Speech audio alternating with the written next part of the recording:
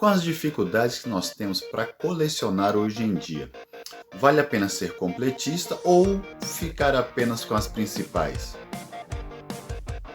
O velhinho aqui está pensando em ficar apenas com as principais, mas como saber quais são essas principais? Vem comigo aqui hoje que a gente vai conversar um pouquinho sobre isso.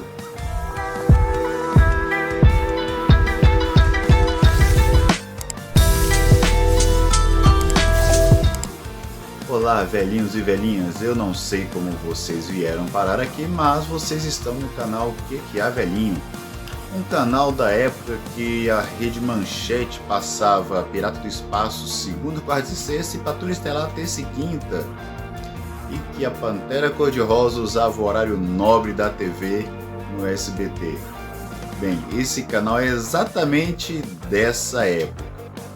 Olha só, hoje a gente está aqui para conversar um pouquinho se vale a pena a gente ser completista nas coleções ou a gente fica somente com os principais.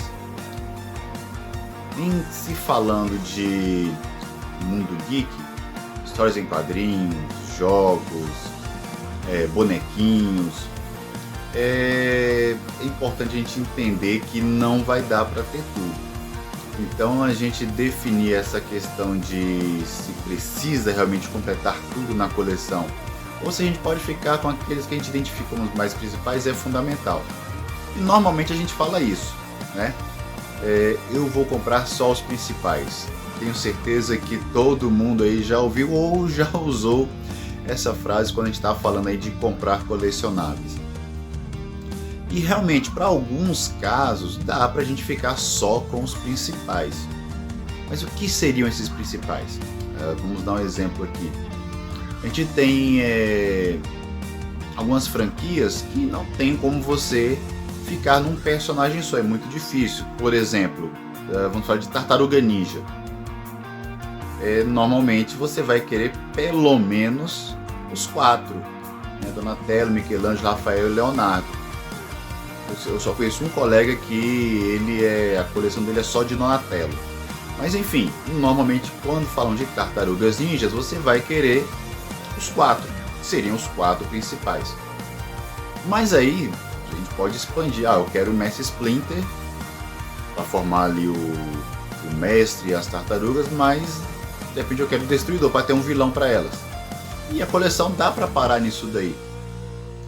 As tartarugas poderiam ficar bem representadas apenas com esses. Mas temos mais casos assim, por exemplo, os caça-fantasmas, que no meu caso estão aqui mais ou menos. Olha, depois eu vou mostrar a imagem dele de perto para vocês. Mas nós temos muitos casos desses que a franquia pode ser representada por poucos personagens, às vezes apenas por um personagem. Se a gente pegar, por exemplo, Piratas do Caribe, eu não preciso ter todos os personagens de Piratas do Caribe para que a franquia seja bem representada. Talvez Jack Sparrow já seja o suficiente, talvez eu precise ali do Will Turner ou de repente o David Jones. Indiana Jones, eu preciso do Indiana Jones, eu preciso de todos os vilões que aparecem no filme, todos os personagens, mas nem sempre isso é possível. E aí a gente acaba precisando ter que dar uma limitada. Principalmente quando eu falo de Marvel e DC, porque o universo de personagens são muito grandes, então a gente vai ter essa dificuldade. Eu passo por isso aqui, principalmente quando eu trabalho com a minha coleção Eagle Moss, DC e Marvel, mas também passo por isso com outras situações. Por exemplo, como é que se define quais seriam os principais de uma franquia Harry Potter? Tem gente que vai colocar assim, não, só preciso do Harry Potter e pronto. Já tem gente que vai falar assim, não, vou colocar os 3, Hermione, Weasley, já completa os 3. Aí a gente, não, olha, o Harry Potter e o Dumbledore. Ou Harry Potter e o carequinha lá sem nariz. Então assim, Voldemort. Então a gente vai precisar ter aí essas definições. Por que isso é importante? Hoje eu vejo, por exemplo, os colecionadores de Iron Studios principalmente, que sofrem um pouquinho, ficam agoniados pela questão de ser completista. E hoje em dia, o que a Aero Studios tem feito? Ela tem produzido e trago para o Brasil muitas franquias ao mesmo tempo. Então os lotes já não são tão espaçados quanto antigamente. Cada um deles vem com muita coisa diferente, às vezes muitas coisas do mesmo set. Então a gente tem visto aí, por exemplo, o set do Homem-Aranha, chegando coisa a rodo. A vivenciou isso um tempo atrás, né, com o set dos X-Men. E muita gente sofria porque, olha, eu preciso ter completo, eu preciso ter todos. E isso realmente vai inviabilizando as coleções. Vai inviabilizando por questão de espaço. A gente não consegue colocar tudo que a gente gostaria na coleção. Vai inviabilizando por questão financeira, é claro. Então, assim, são raras as pessoas que têm condições financeiras, por exemplo, para manter aí a sua coleção comprando 3, 4, 5 peças de Aero Studios de cada lote ou no mês. Não é algo simples para qualquer um. Mas aí você acaba tendo que abrir mão. Então chega, por exemplo, franquia, estátuas de 3, 4, 5 franquias diferentes, e aí como é que você faz? Se você não consegue pegar 5 de uma vez, a gente vai precisar pegar uma. Então essa questão de você, dentro da sua coleção, procurar identificar o que é mais importante para você é demais, é essencial na sua coleção. Então quando a gente fala assim, os mais importantes ou os principais, não tem que ser os principais da franquia exatamente, mas os principais para mim e para você. Quais são os principais que para mim representam aquela franquia o suficiente para que, se eu não tiver um outro personagem, aquilo ali já é o suficiente para mim. Então é importante a gente verificar isso daí. Eu vou passar aqui um pouquinho na coleção com algumas situações que eu vivencio por isso daqui, que eu espero que talvez ajude você também nesse ponto, tá? De procurar identificar o que é o principal para você. E assim, antes de eu fazer isso daí, caso você esteja gostando do vídeo, peço aí, deixe o seu joinha aí, se inscreva no canal. Lembrando que a gente está no ciclo aniversário do estagiário, no cinquentenário aí, de tentar arrumar toda a coleção até chegar aí em janeiro. Tá difícil, mas vamos tentar devagarzinho aí. E peço a você, deixa no seu comentário. Tem alguma franquia que você acha que um personagem só ou dois representa uma franquia inteira? Ou outros que não tem como estar sozinhos, precisa de 5, 6 obrigatoriamente, senão você não vai sentir a sua franquia, a sua coleção completa? Deixa aí seu comentário. Eu vou dar uma mexida aqui e vou passar um pouquinho na coleção e passar algumas situações dessas em que um ou dois personagens são suficientes e outras que eu não consegui fazer, identificar esses principais, tá bom? Vamos dar uma mudada aqui no foco, vem comigo. Ó, aqui por exemplo eu tenho meus caça-fantasmas aqui. Essa franquia, se eu não conseguisse ter todos, o que representaria a franquia para mim? O Hector. O Hector seria o suficiente para representar a franquia. O Steppenwolf sozinho seria legal, mas também não. O Geleia talvez não. Os 4 não dá para funcionar só com um sozinho.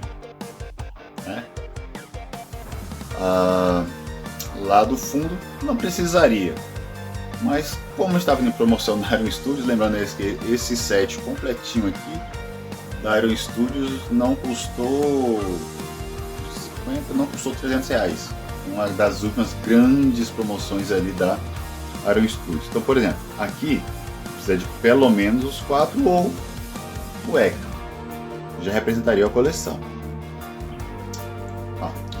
Caso simples aqui, ó. Simpsons. Eu só precisava da família.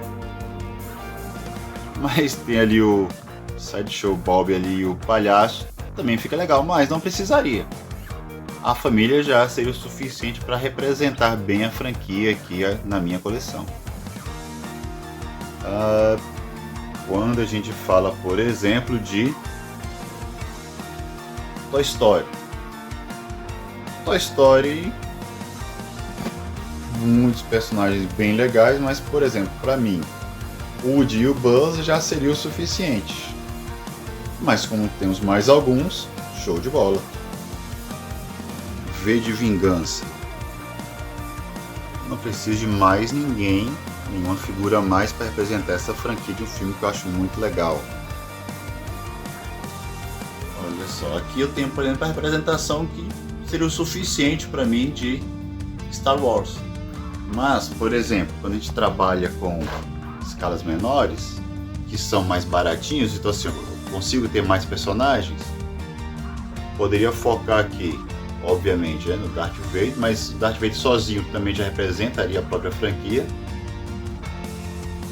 Esses aqui também já seriam o suficiente para mim. Fora o Luke que está aqui em algum lugar perdido, não sei onde é que ele está.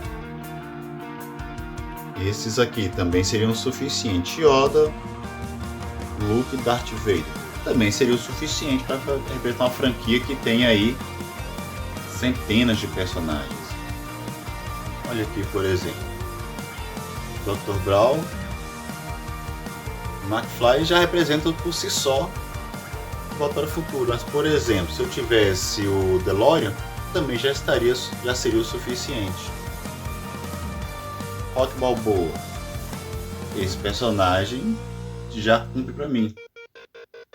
Se fosse ter os vilões, os vilões não, né? Os adversários, precisaria ter, por exemplo, Apollo Creed, já seria o suficiente.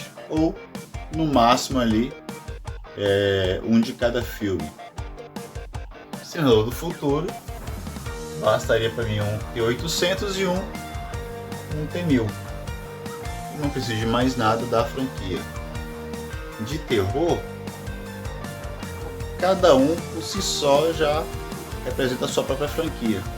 Quando a gente vai trabalhar, por exemplo, vamos pensar aqui em um núcleo de terror, um de cada dos meus filmes preferidos aí da minha época de jovenzinho aí. Os Incríveis, mais que representado aqui pra mim. Zootopia, ó, só precisava desse casal, mais ninguém.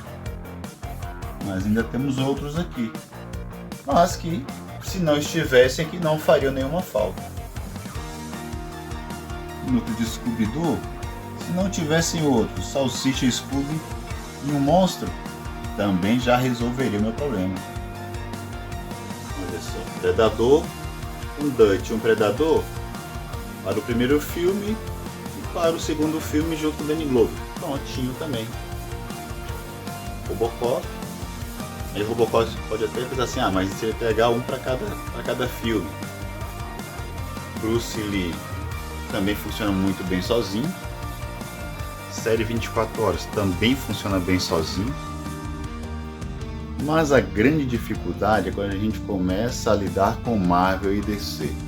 E aqui eu estou falando só de Eagle Moss, porque são os piquititinhos. E normalmente como é que eu gosto, que eu procuro fazer com Eagle Moss?